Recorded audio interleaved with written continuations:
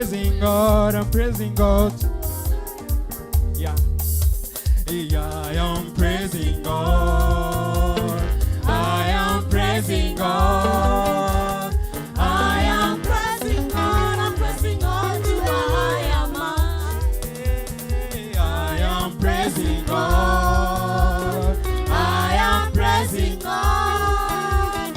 I am praising God. I'm praising God to a higher man. Be blessed. Amen. Chakwa na vigeregere. You can now take your seat. Unaweza chukua nafasi yako. Yes. How are you doing? Are you fine? Umebarikiwa? Umebarikiwa mahali moja barikiwa? Si ni mzuri? Then I am going to take you through a topic by the name church. The topic by the name church na majina Reverend Kariuki kutoka Dadora na kanisa letu la Aba. Wana Dadora hoye. Amen. God bless you so much. Na ninajua ya kwamba Bwana atatubariki. Nitaenda kama vile Mungu atanisaidia, na ninajua ya kwamba kila kitu kiko sawa. Kama vile tunajua dhimu yetu ambao tulikuwa nayo, tunaishi ni kwa sababu kwa sababu gani? Kuna mwelekeo fulani ambao umetufanya tuishi, na hiyo imetufanya hata tukaja hapa kwa sababu ya mwelekeo ule Mungu aliweka. Kumbuka kitabu cha Yeremia 1 ikasema kwa pamoja pale 5 ikasema, nilikujua ukiwa kabla hujaubika kwenye tumbo la mama yako, na kwa hivyo wakati huo kutenga na nikakuteua. Kwa hivyo kila wakati Mungu anafanya jambo, hata wakati we uliumbwa na Mungu kikua. Na kwa hivyo kama uliumbwa na Mungu kuwa na kusudi, ile kitu najua na ninaelewa vizuri ni kwamba kila mtu akona jambo lake katika maisha haya. Then we can now start defining the church. Naongelea kuhusu kanisa ama the church. Na nitaenda bio. So take the notes. Na ninajua tutabarikiwa. Now I am defining the word church. But before I define the word church, nani anaweza niambia kanisa ni nini? Just one person. Kanisa ni nini? What a church? Simama mahali yuko. Just use tumia sauti kubwa ukiwa kule. Nyumba ya Mungu. That's a good try. Another person. You got to have the answers with you. Lakini mnaogopa. What is a church?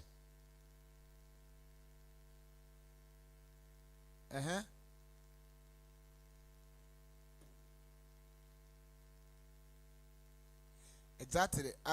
That is one of the definition. A church is a place where people go and praise. Nandi atafunga with another dimension. Na hiyo, what is a church?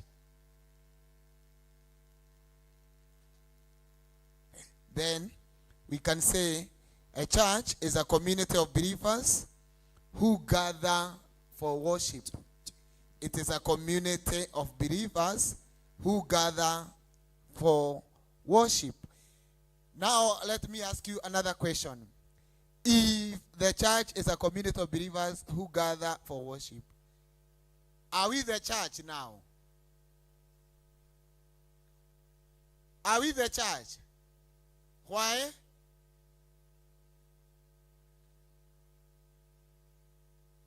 Do you believe in Christ? Then if you believe in Christ, it's a believers congregation that have gathered for worship. So we can say this is a church. This is a church. That is what a church is. Tuanze hapo. Alafu tena tujiulize, what is the purpose? Now we have the church. What is the purpose of the church? I am in part 2. The purpose of the church.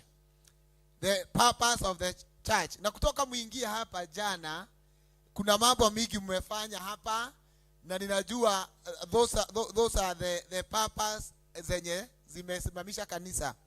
One of the purpose is to worship God. Is to worship God. That is one reason why the church is here, to worship God.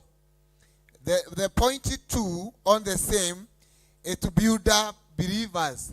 Tunajengana nguvu, tunatiana nguvu.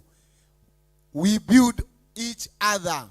Kuna mtu alikuja hapa ambaye alikuwa amesikia kama amefika mwisho, lakini kwa sababu ya vile tumekutana hapa, mtu akatiwa nguvu na akaambiwa aendelee.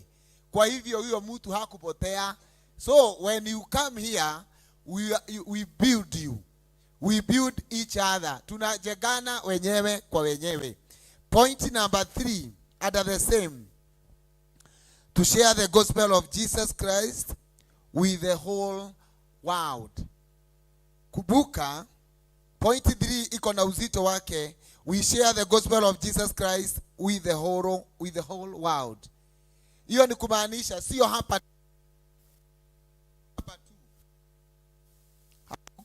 tu. Tuko hapa tuongee, tufikishie watu wengine habari hiyo yenye tunaongelelea kuihusu. Na kwa hivyo we share the word of God we are giving today. We share with you, and you also go and share with others outside there. So you share outside the congregation that is here to outside out huko, si ndio? Si mkitoka hapa mkirudi mahali mmetoka, si mtaulizwa mlikuwa mmekuja kufanya nini?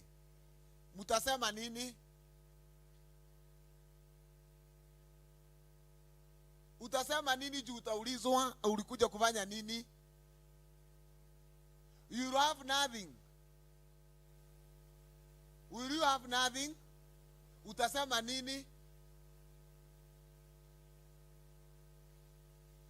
Yesu Kristo anaokoa, si ndio? Yesu Kristo anaponya. Na kwa hivyo wale watu wote utawaambia kule nje, utawaambia uzuri wa Kristo ama uzuri wa kanisa. So when we say we are here to worship God, and we are here to build up believers, and we share the gospel of Jesus Christ with the whole world. Those are the 3 main purposes of the church. The three main purposes of the church is, number 1, to worship God. We build up the believers. We share the gospel of Jesus Christ with the whole world. Kwa hivyo unapojua neno la Mungu, halitabaki ni wewe tu. Litabaki na watu wengine kule nje, na wengine hawajaokoka, utaenda uwahubirie na waweze kuokoka na kuendelea. We have something we call universal church. Now when we talk about the universal church, it is all believers across times and space. Hiyo ni kumaanisha universal ni waumini ama ni wale watu ambao wamemkubali Mungu katika kila maeneo ama katika dunia nzima. Kama tunaweza chukua katika dunia nzima, we have the universal church.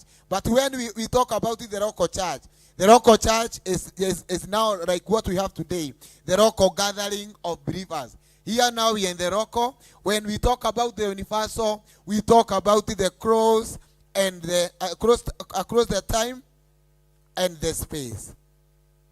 Na kama tunaongelelea kanisa, kila kitu lazima kiwe na msingi wake. Who is the founder of the church? Who is the founder of the church? Uwezi sema ujui. Now, who was the first president of the Republic of Kenya? Wa kwanza? Wa pili? I beat the people wenye wanashindwa na watoto wadogo wanajibu. Moi na wa tatu na wa nne na wa saba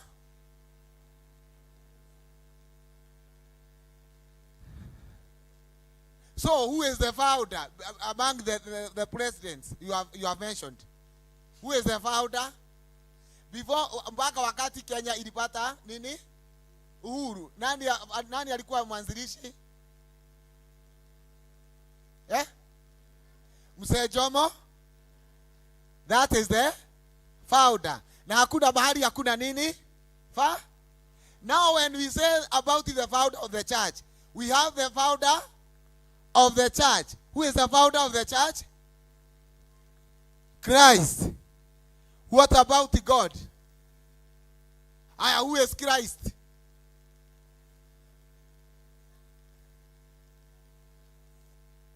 Because of these songs, we are saying, why don't you say in a loud voice? Who is this God we are talking about? Ni relationship gani iko katikati ya Jesus Christ and God and the Holy Spirit?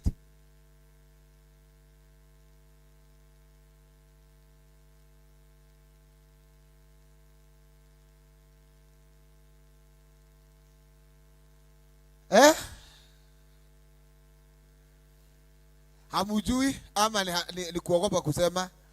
Ama unaona kama hiyo utasema nikwambie sio hiyo? In fact uko na jibu ni vile utaki kusema. Ni uhusiano gani iko hapa katikati hawa wawili? God the Father, Son and the Holy Spirit.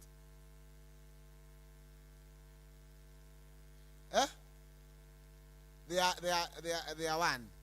Sidio? And now who is the founder of the church? If God the Father, the Son and the Holy Spirit ni kitu moja, now who is the founder? Because we can't have the founder, the three founders. Why are you not telling me we have Mzee Jomo Kenyatta, we have Kibaki, and we have Uhuru? They are the founders. You have just told me about one person. Now who is the founder in this case?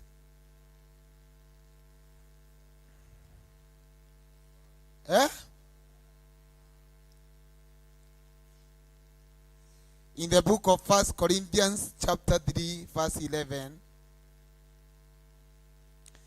1 Corinthians chapter 3 verse 11. You can at least get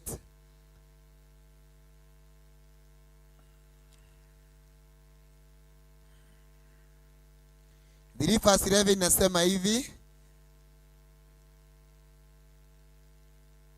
3 verse 11 inasema hivi. Maana msingi mwingine hakuna mtu awezaye kuweka isipokuwa ni ule uliokwisha kuwekwa, yaani Yesu.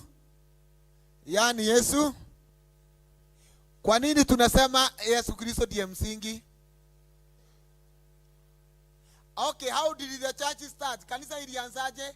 Wale wanafanya CRI high school, wale walifanya form 4. Kanisa ilianzaje? With how many disciples? With how many apostles? One of the apostles?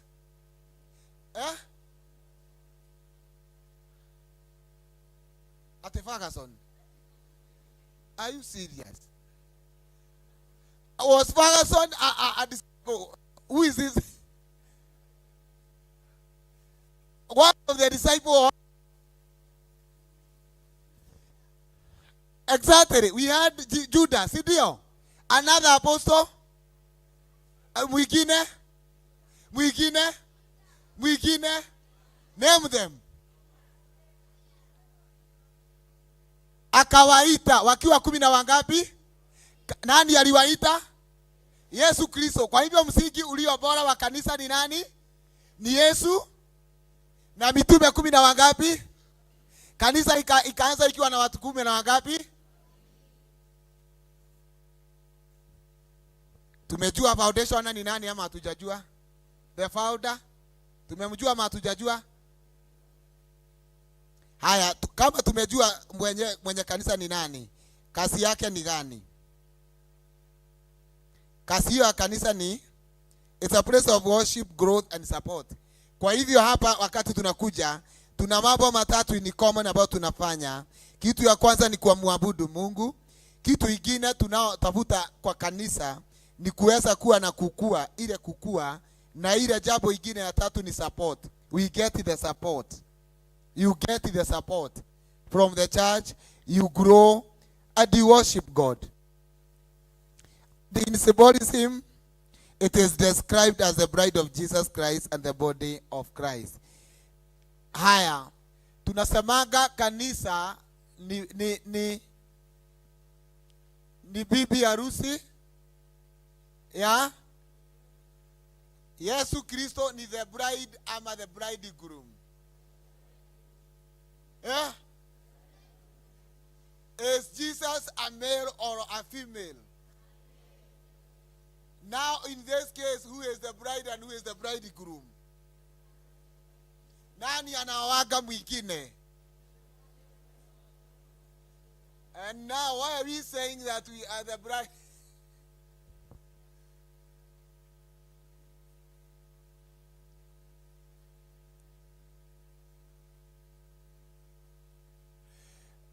Can we have two bridegrooms getting married? Why? Now Jesus Christ is the bridegroom. Nalo kanisa ambalo tumesema limeuganika hapa linachukuliwa kama biharusi. Uondoe mawazo na mafikira ya kusema kwani huyu bridegroom kwani anaoa hata wanaume, na kama mimi ni mwanaume na nasema hata mimi nitaoleka na Yesu. Unaona?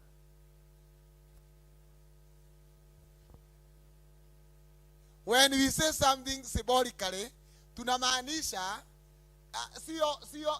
sio nini symbolical. What do you mean by word symbolically?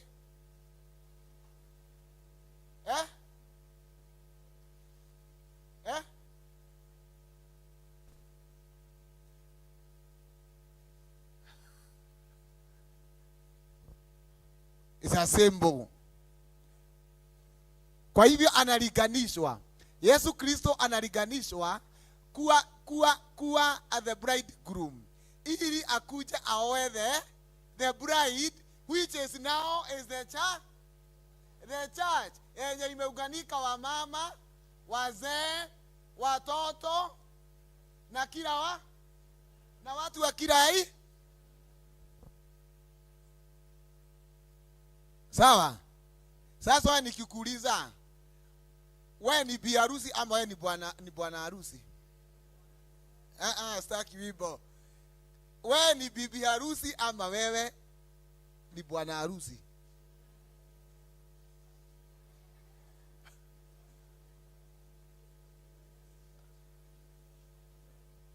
Wewe ni nani?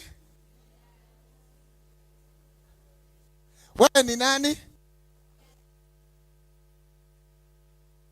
Kuja. Just come here. Simama hapa. Tumesema kanisa ni kusanyiko la watu wote. Na sasa tukasema hapa, tukasikizana, tukasema sawa, tukawa sawa sote. Tukasema bridegroom ni tungekuwa na bridegroom na tukifanya harusi tunakuaga na bride. Nani anaoaga mwingine kati hawa wawili?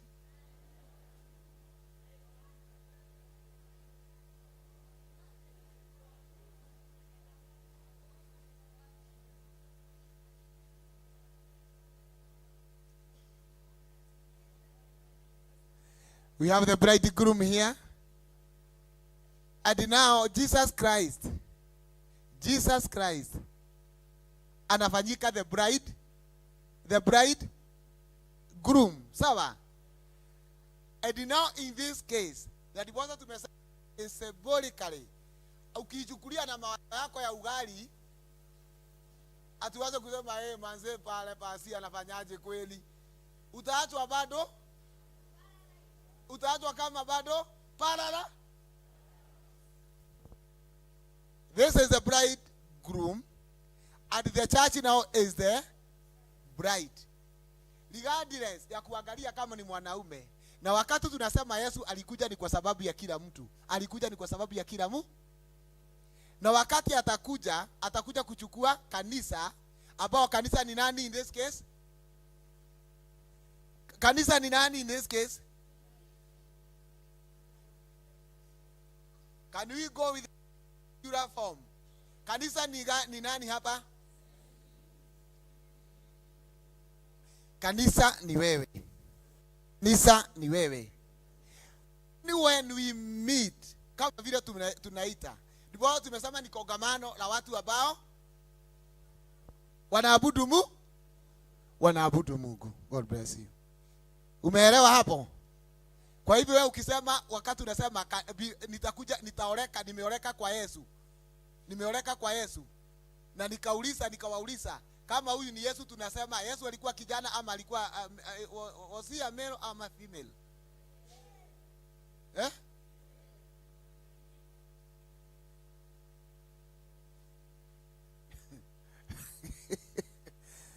Haya.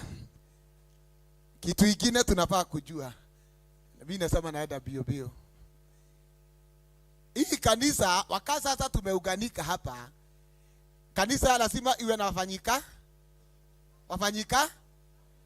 Hapa tumeuganika watu wengi ambao wametoka makanisa mbalimbali, ambao wanafanya kazi za kanisa tofauti. Kuna watu wanafanya praise and worship team hapa. Nionyeshe kwa ishara ya mkono. Ashani department. Manze, watu wengine hata wajielewi. Wanakaa tu kuchanganyikiwa. Ushering department, ama kazi yote unafanya kwa kanisa ni gani? Ama kufagia ama kupaka kiti, hebu nionyeshe kwa ishara mkono.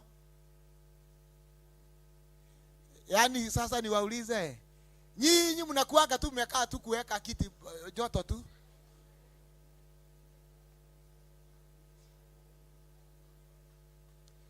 Nimestuka.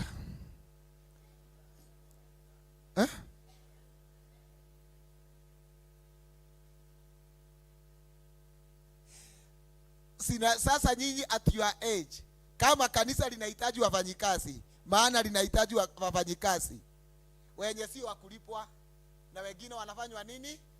Wanalipwa, sawa? Lakini licha ya kuwa watu wanafanya kazi ya Mungu, haufanyi kazi ya Mungu ili ufanywe nini? Ulipwe. Ni kweli ama si kweli? Maana utaweza kufanywa nini? Kulipwa. Kama kanisa linaanza ni dogo, utaweza kulipwa kweli? Na si wengine wenyu wanaambiwa afanye kazi, wanasema mimi sitafanya juu hakuna kitu napewa. Wakati mweniambia mitume 12 na mkanihesabia hapa, kuna mahali tumeona pameandikwa alikuwa anapewa? Kuna mahali umeona walikuwa anapewa? Kwa hivyo in church we have the workers, and any individual can work either ajitolee na sasa hapa in this case sitataka kutayarisha maidi yenu ya kwamba ate kwa sababu ile kanisa unafanya kazi kule, ate nikwambiage manze ate wewe fanya tu kazi, nitakuwa na kuduga 200, nitakuwa na kuduga 200. Manze hiyo 200 ikikosa, huyo boy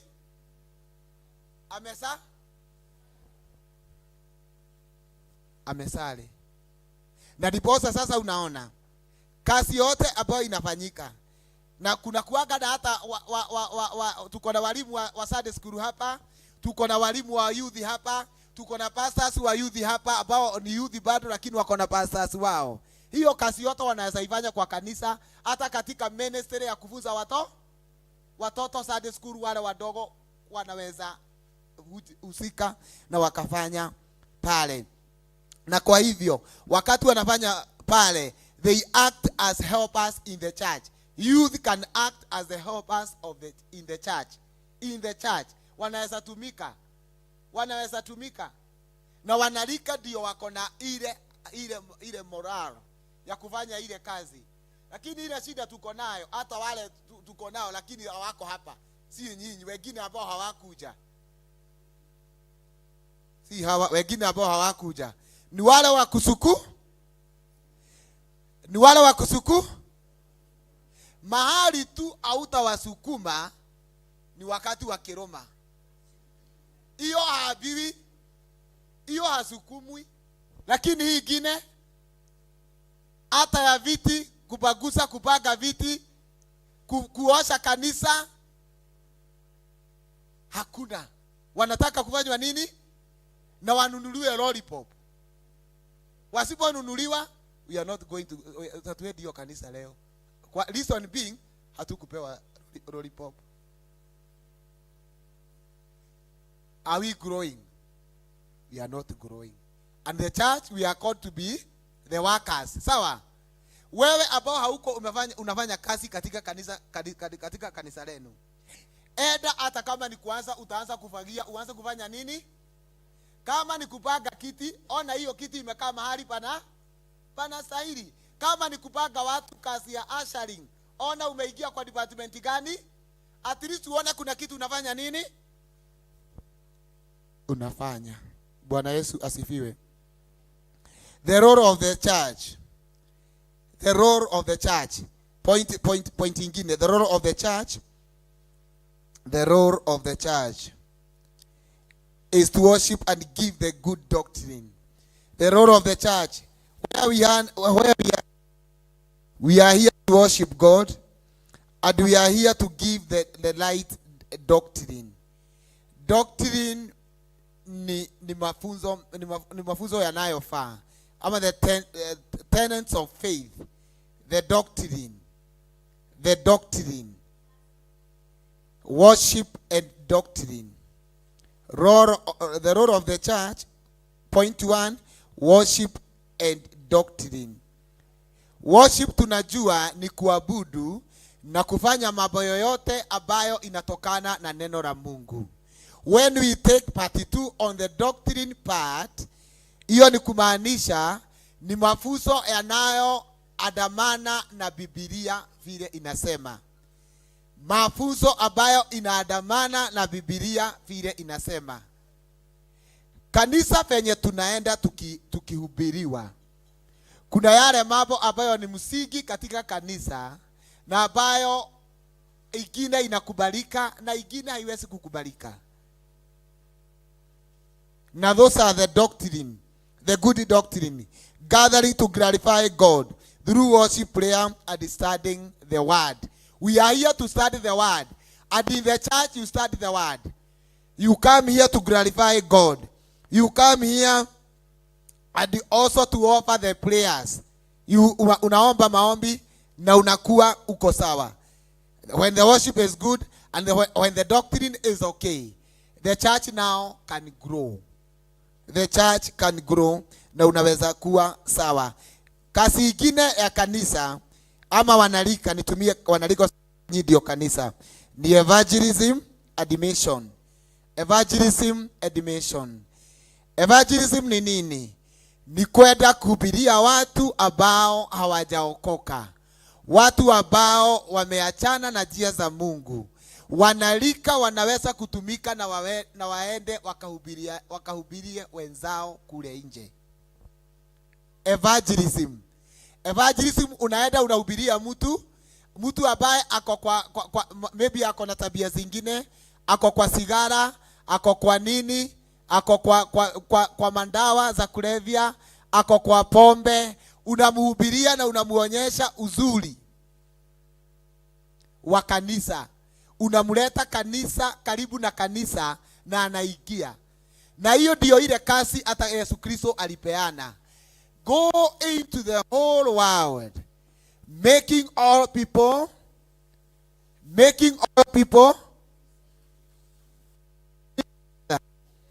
go all into the whole world, making all the people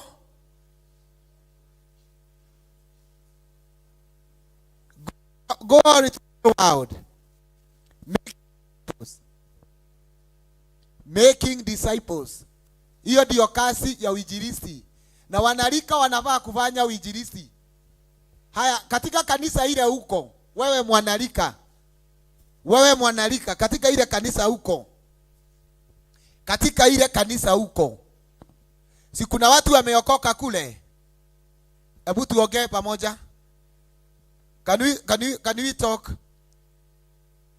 Bwana asifiwe. Sisi sote tunasoma kanisa tofauti. Kweli? Wewe umeokoka in the first place. Kwa sababu kuna watu wanaenda kanisa kwa sababu mama zao wanasoma kanisa wapi?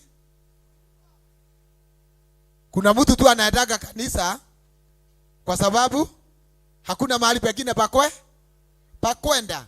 Lakini ni vizuri kwenda kanisa ukiwa na aim ya kwamba umeokoka na wewe ufute mioyo ingine kwa Mwenyezi Mungu. Sasa katika ile kanisa huko kuna watu umehubiria wakaingia kanisa.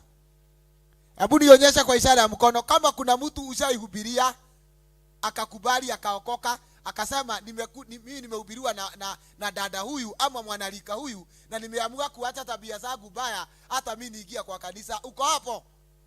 Kuna mtu ambaye ashaihubiria mtu akaleta kwa kanisa? Why? Munaendaga kuwapata? Do you preach? Hello?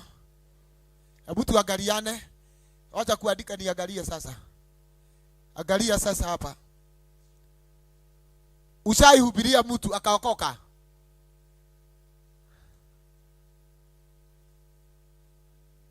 Kama haujahubiria mtu akaokoka, ukitoka kwenye mafundisho haya uende uanze. What will follow is this. Utahubiria mtu na si lazima aokoke kwa wakati huo. Atakwambia nitakuja kuokoka. Lakini kazi ya Mungu umeifanya ama hujafanya? Umefanya. So you do the work of evangelism, admission, kwenda kuhubiri huko nje, proclaiming the gospel of Jesus Christ to the world. Uende upata wale watu wajaokoka, wale watu ambao ni walika lako, wale wasichana ambao wanakunywa dawa na unawajua na wanakunywa bagi na sigara, unawaenda unawaambia niko hapa na mimi nimeokoka. Na kwanza ukienda kuhubiria mtu, nyinyi wanalika nyinyi niwaambie, ukienda kuhubiria mtu ate fulani nimekuja kukuhubiria, kwanza uwe umejiangalia vizuri, uwe umeokoka. Msiwe mlikuwa mnacheka na yeye na hapo kwa giza, alafu unakuja kumwambia nataka uokoke. Anakuangalia hivi na kuchekera na kuambia manze, tulikuwa na wewe jana pale kwa giza. Si utaanguka tu chini? Utaweza kumhubiria huyo mtu? Kama ni kuokoka, tuokoke na tusimame tukiwa ili uweze kwenda kupata watu ambao wamepotea. Kitu kingine ya kazi ya kanisa, the role of the church, point number 3, community and fellowship. Community and fellowship, providing a supportive environment for the body of Christ. Katika yale maeneo ambayo tunaishi, tuna watu wa aina mbalimbali. Kuna community, kuna yale maeneo ambayo tumetoka ndani yake, na wale watu wametuzunguka, watu wengi. Ni kazi ya kanisa kusimama vizuri na bado kufikia wale watu ambao hawajaokoka. Na hata kama hawajaokoka, wale watu hata kama hawajaokoka, haujaambiwa utapatana na watu wameokoka peke yake. Utakutana na watu ambao hawajaokoka, wengine wanakunywa pombe, wengine wanakunywa madawa ya kulevya. Sasa utatoroka tu kwa sababu hata wewe umeokoka? Utatoroka kwa community? Utatoroka? What you should do, uwaonyeshe upendo uwalete karibu. Lakini unapowaleta karibu na wewe, bado wewe pia uchuke usianguke kwenye. Kwani ni watu wangapi wameenda kuhubiriana? Nimeona kijana akienda kuhubiria anasema mimi nimeenda kufanya mission na evangelism huko chini. Ameenda, huyo kijana ameokoka na anaenda anaanza kuhubiri. Anaanza kuhubiri. Anajaribu kuvuta ule msichana aache pombe. Lakini katika harakati ya kumvuta aache pombe, yeye mwenyewe kijana anaingia kwa ile pombe. Kwa hivyo lazima tujue. Na wakati unaenda kufanya evangelism, kama utaenda kufanya evangelism ukitafuta watu ambao wanataka kuokoka, don't go alone. Sawa? Hello? Don't go alone. Sawa? Ati sasa nipate kijana kama huyu, ati akisema naenda kwa nanise kufanya evangelism. Which evangelism is that? Italeta make sure you go either 2 or 3 ili muweze kufanya nini? Kufanya hiyo kazi. Point number 4 nikienda kumalizia. Compassion and service sharing to the needy and the orphaned. Kanisa limeitwa likaangalia wale watu ambao hawana uwezo.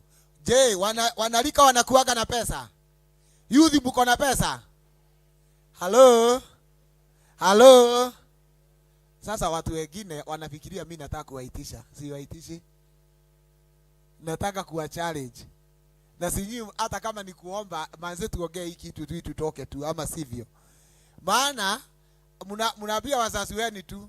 Mnajua tu pocket money inaweza kusaidia 200, lakini unafinya mzazi wako. Unamwambia kuna kitu sina, akakuuliza sasa ni ngapi itatoka?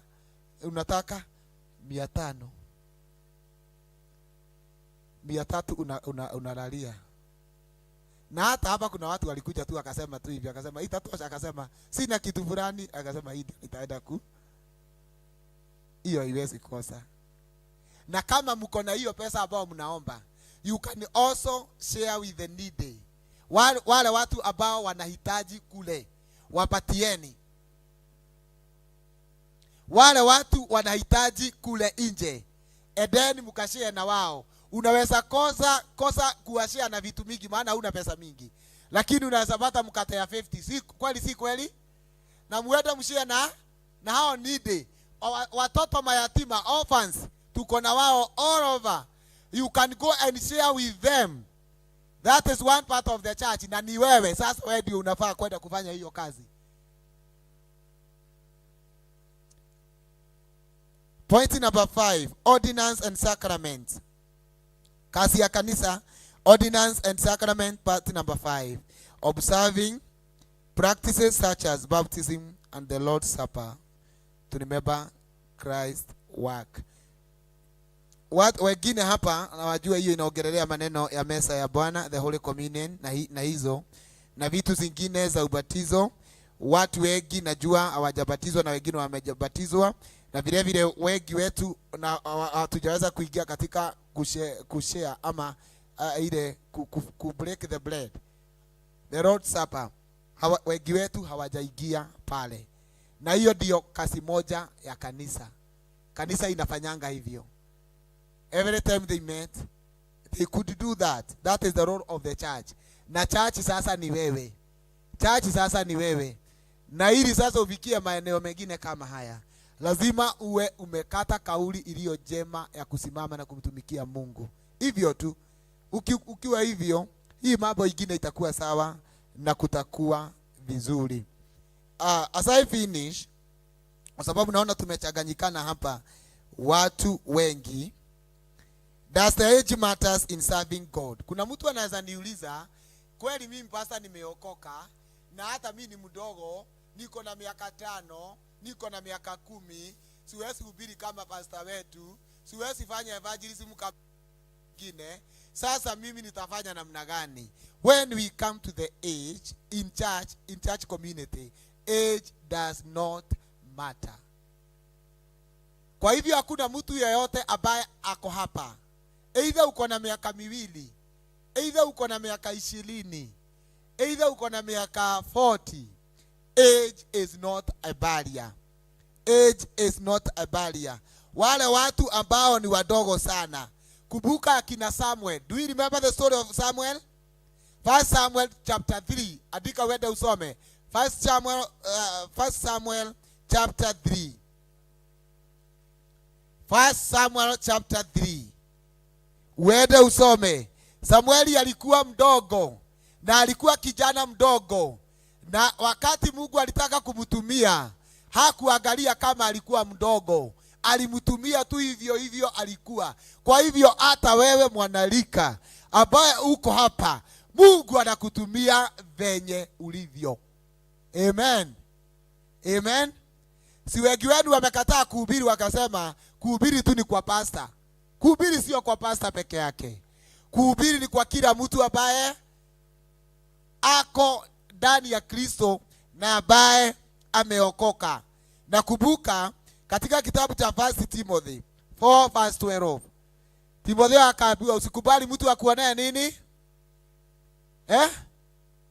Wivu ama asikia vibali kwa sababu yako. Simama kama askari mwanajeshi, simame. Kwa hivyo hata ukirudi kule unahudumu, enda embrace that change. Nilikuwa naogopa, sikuweza kusimama mbele ya watu, lakini sitaogopa tena. Nitaweza kuendelea tena na kuhubiri na kupeana neno la Bwana nikiwa na ushujaa, because that is the church. You are the church. You are the church.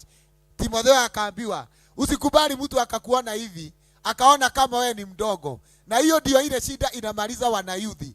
Kwa sababu watu wengine wanasimama, watu wakubwa juu yenu labda wanasimama, unaona huyo mtu ana praise God, ana worship, akili yako na maidi zako zinakwambia, hey, jumi siwezi kufanya kama yule, wacha na mimi ningoje nikuwe mkubwa. By the time unasema ukuwe mkubwa, shetani naye anakuja anakusinach. You better start at an early age like Samuel. Wacha kusema wewe ni mdogo. Kumbuka Musa penye aliambiwa na Mungu, wewe enda Musa ukaleta wana wa Israeli. Musa akasema namna gani? Mimi ni mdogo, hata sijui kuongea, hata ninapoongea mimi nafanya nini? Nastama. Akaambiwa namna gani? Wewe ndiye utakaye enda. Kwa hivyo Mungu, despite your weakness, maana most of us we have different weaknesses. Kuna mtu mwingine hawezi kusimama hapa kwa masaa mengi. Kuna mtu mwingine hawezi kusimama hapa aibe wimbo, lakini anaweza simama hapa a dance. If you are capable of doing that, do what you are capable of, na itakuwa sawa. Uondoe hiyo uoga. Wacha kusema ate sasa mimi nikiambiwa nihubiri na pastor niliona anahubiri akifanya hivi, na mimi sitaweza, hata nikirusha moja naanguka na kichwa mbele. No, you cannot be like that. Pastor, wewe ni mtu mwingine. Wewe sio pastor. Pastor ako na kipawa yake, na wewe bado uko na kipawa yako. Uoga utuondoke, tukaweze kusimama, tukafanya nini? Tukafanye kazi ya Mungu katika makanisa yetu. Wacha niwaambie kitu. Wacha niwakumbushe. Hebu niangalie hapa. Niangalie hapa. Haya, uko na miaka ngapi wewe? How old are you?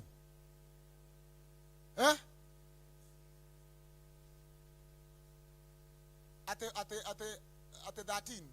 Either 13, either 16, either 20. Either 20. According to the Bible, miaka ya Biblia ni gapi yenye mtu anafaa kuishi? 70. Na ikiongezeka sana ifike ngapi? Ifike 80, sawa? Haya, wewe uko hapo uko na miaka 20. Take 70 minus 20. Minus. How many years are you remaining with? Na unaliga tu. Na ukiambiwa fanya kazi ya Mungu unasema bado mimi ni mdogo. Bado mimi ni mdogo, acha nikakae. No, you are not. Unasema hata sisi na hawa wachungaji wote wanafanya kazi hapa. Na wale wote watakuja kuwafunza. Tulikuwa kama nyinyi. Tulikuwa kama nyinyi. Saa hii tunahesabu miaka. Tunasema iliambiwa ni 70 minus 60. Nimebakisha ngapi? Unaona hata wewe. Unaona huyo shosho unaonaga huko kwa barabara unasema, huyo shosho na yeye anaendaga pole pole, mimi sakaki tupelekane na yeye, utakuwa kama huyo. Unaona huyo guka unasemaga, huyu gukaki anaendaga pole pole, alikuwa kama wewe. Hata wewe utakuja hapo. Fanya kazi wakati ni mape. Mutafanya kazi ya Mungu ama hatumutafanya? Wale ambao wako wameshikilia kanisa wataenda kushikilia kanisa. Na mfuge masikio, maana mtakapoanza kufanya kazi ya Mungu katika makanisa yale mnafanya kazi, usikubali kila mtu akwambie umefanya vizuri. Kuna mtu atakwambia huyu mtoto na alikuja juzi na ameanza kurukaruka hapa. Anaruka, mwingine aseme na anarukaruka kama tu chura nyingine tuliona na hapa. Na ana make sure unasiki. Wewe sasa shetani anakuja anakwambia umeitwa chura. Shetani anakwambia toka hii. Umepotea ama hujapotea? Umepotea ama hujapotea? Umepotea ama hujapotea? Wakati tunafanya kazi, hatutakai kusikia ni nani anaongea. Maana wakati utasikia ni nani anaongea, hautahubiri. Wakati mwanalika utakubali kusikia kila kitu ilisemwa, ate tulimuona, ate hao walitoka kanisa, sijui wakaenda pande hii, walikuwa wameshikana mikono. Shetani anakuambia ondoka, toroka sasa umejulikana. Hapana. Shetani anapata nafasi hiyo, anafanya nini? Anakuharibu. Ile kitu ya maana, ile kitu inahitajika na wewe ambao umeamua utasimama kufanya kazi ya Mungu katika kanisa ni moyo wa Mungu. Heart for God. You desire God. What you need to have is his desire. That desire for God. What actually matters. Sio wewe kama ni mdogo, hiyo haina haja. Hiyo haina haja. Na ujua mnazeeka. Mtu sahi ako na miaka 20. Saa hii wewe uko na miaka 20. Kuna wakati ulikuwa na miezi 2 ukivugwa pampers. Saa hii hauvugwi. Hata wewe ulikuwa hapo. So unaondoka pale ukienda. What is necessary and what actually matters is the heart for God. God looks at the heart. 1 Samuel 16:7. Moyo wa Mungu ndio unahitajika. Uwe na moyo wa kumkubali Mungu. Wacha kusikia vile utaambiwa. Si kila mtu atafurahia ukifanya kazi kanisani. Forget about that. Maybe even your pastor hata kwambia umefanya vizuri. Sasa ile unataka pastor akwambie, hey brother, siku hizi naona unafanya vizuri. Sasa hiyo ndio anakuja anakwambia, na hiyo je unaenda nayo sioni ikiwa mzuri. That's just a person. Vile unafaa kufanya, you have the heart. The heart matters. Mungu anaangalia moyo. Wewe toa moyo wako kwa Mungu ili kanisa ikaubike ndani yako. Kitu kingine kinatakikana wakati umeamua kufanya kazi ya Mungu, availability and willingness. Kuonekana. Kama sasa umepatikana ukakuja, umetumia fare, umetumia time yako ukakuja hapa. That availability ukipatikana, utaweza kufanya kazi ya Mungu sawa sawa. Kitu cha tatu ambacho ni muhimu sana katika kazi ya Mungu unayoifanya, kwa sababu wewe sasa ni kanisa, ni kutii. Watu wengine wameokoka lakini wafanye nini?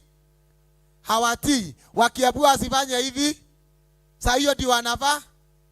Siku hizi bado kuna watu bado wanakulaga sukari.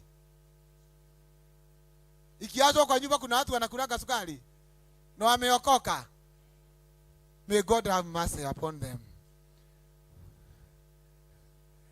We need to have the obedience. Ndio. Tuwe na nini? Na roho ya kutii. Aya, kitu kingine tunayofaa kujua. Usitumie miaka yako kama an excuse ya kuketi mahali uliko unasema since I am young, since I am not so much well, sijui kuongea Kiingereza na ndio inaongewa sana, sijui Kiswahili, ile kitu nimeona sasa nitafanya, wacha tu nikae. Age is not an excuse. Age yako isikufanye kufanya nini? Kufanya kazi ya Mungu. Ukiabua maneno ya age, unakumbusha shetani Samuel alikuwa mto. Ukiabua ate alikuwa kazi ya Mungu inafanyagwa na watu wakubwa na ambao wako na kitambi. Na wewe hauna hata kitambi. Unamwambia Samuel alikuwa mtoto mdogo na hakuwa na nini? Na alifanya kazi na akawa nini? Mfalme wa. Bwana Yesu asifiwe.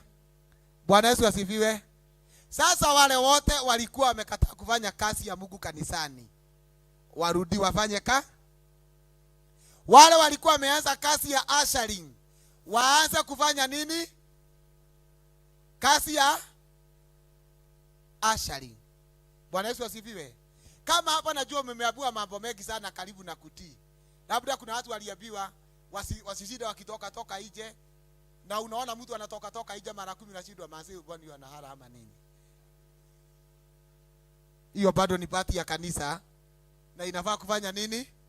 Kuheshimika, si ndio? Wengine wanajua kabisa wacheni kuongea sana, bado wanaendelea kufanya nini? Kuongea, na ni vibaya. Wengine wanaambiwa ukiwa na earphones Ukiwa na earphones usifanye nini? Usiweke earphone. Saa hiyo ndio unaona mtu amevaa earphones, unaona akicheka peke yake na simu kama chizi. Sisi tunasema shetani ashindwe ana. May God have the mercy upon that person, because he or she needs a deliverance, a hot one. Sawa? So as I wind up, remember your creator in the days of your youth. That is Ecclesiastes 12 verse 1.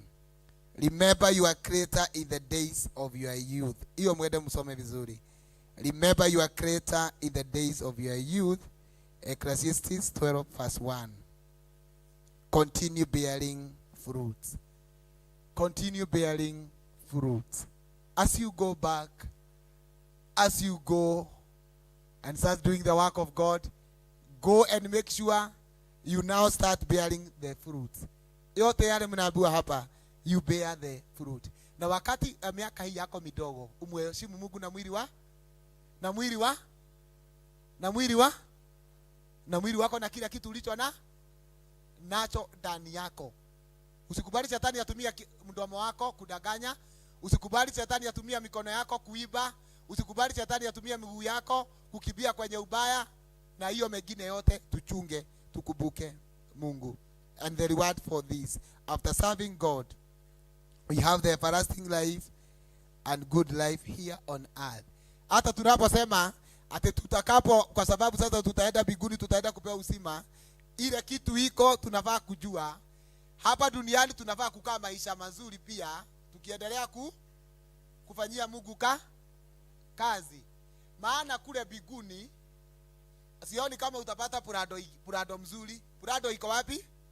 Na itapeanwa after mtu kufanya nini? Kutii. Sasa hata kuna watu hapa ambao wamejaribu kuambiwa hata wasifanye. Wanaambiwa wacha kwenda, wacha kuradarada, ndio huyo ameradarada, ndio huyo ameinua miguu juu. Watu kama hao Mungu hawezi kuanturasi na nini? Na purado. Maana watakanyaga watu wengi. Tuangalie hiyo mambo. Hapa duniani tutakaa maisha mazuri, tupate masomo mazuri, tukae maisha mazuri, na tukikaa tukigojea kuna eternal life. Bwana asifiwe. Kuna eternal. Hebu uliza mwenzako, utafanya kazi ya Mungu? Umekubali kufanya? Hebu muangalie, muulize, na venye ulikuwa umetoroka kanisa sasa utarudi? Amulize, kumbuka vile ulikuwa umetoroka, unapigiwa simu na pastor mara 20.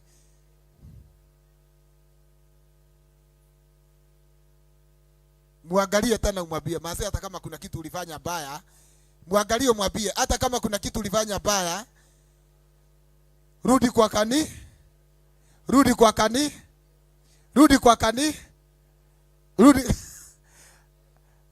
Dhambi zote Mungu anasamehe. Maombi yangu yafike kwako, moyo uliombondeka utadhala.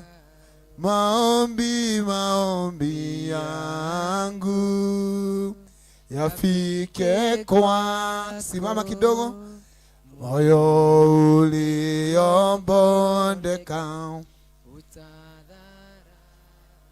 kiu yangu, haja yangu,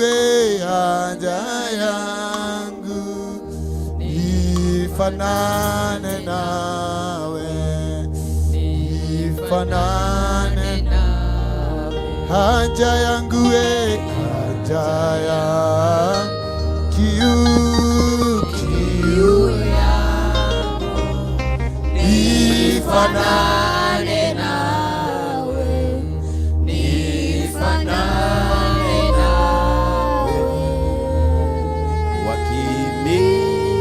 wakinitazama wakuone wewe, unifinyange,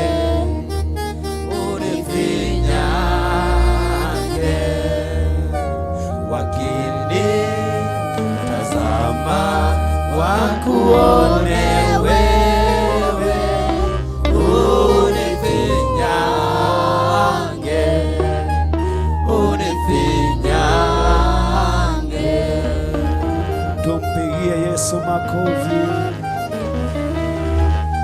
Tuseme mtumishi wa Mungu abarikiwe, abarikiwe, aongezewe katika jina la Yesu.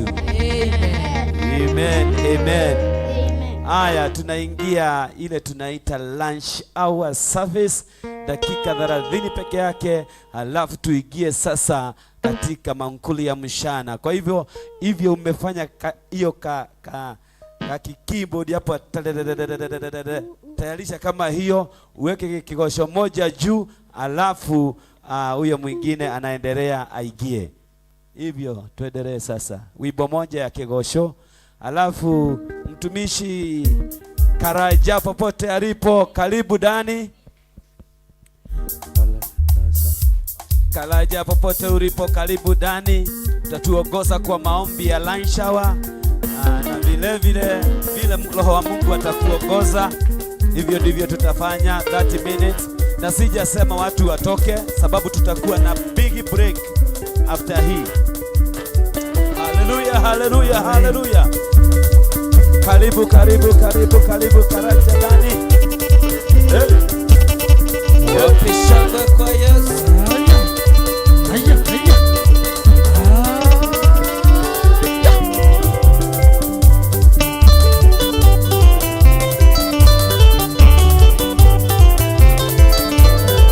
Wapishangwe na vigeregere kwa Yesu. Ainuliwe Bwana wa mabwana, ainuliwe ametenda mema.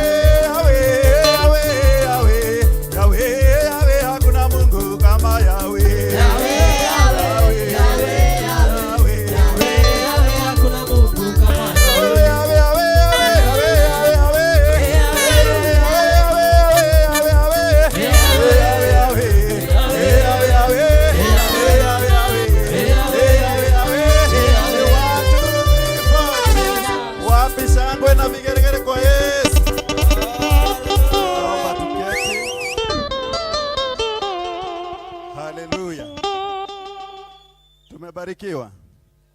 Haleluya. Si tumechangamka kidogo. Haleluya. Bwana asifiwe. Tuko huko. Tuko hapa. Naomba unitegee sikio lako kwa muda wa dakika kama 20 ama 15 hivi, ili tusikie neno kidogo hapa, na ni neno ambalo litaenda kubadilisha maisha yetu. Bwana asifiwe. Ninataka kuzungumzia kitu inaitwa power of the word. Bwana asifiwe. Nguvu ya neno. Haleluya. Ukiwa na kalamu na karatasi, andika nguvu ya neno. Nataka tuingie katika masomo ya kwanza ambayo tutapata katika kitabu cha Zaburi 82 mstari wa 6. Psalms 82 verse 6. Inasema hivi: mimi nimesema ndinyi miungu na wana wa aliye juu nyote pia. Bwana asifiwe. Mimi nimesema ndinyi miungu na wana wa aliye juu nyote pia. Nimesema tuongozwe na neno hili. Kwa nini? Wakati Mungu alimaliza kuumba vyote ambavyo vilikuwemo ama vilikuwa vyahitajika, alionelea ni vyema sasa akaumbe mtu kwa mfano wake. Bwana asifiwe. Na alipoumba ule mtu kwa mfano wake, pia alimpa uwezo wa kuumba. Bwana asifiwe.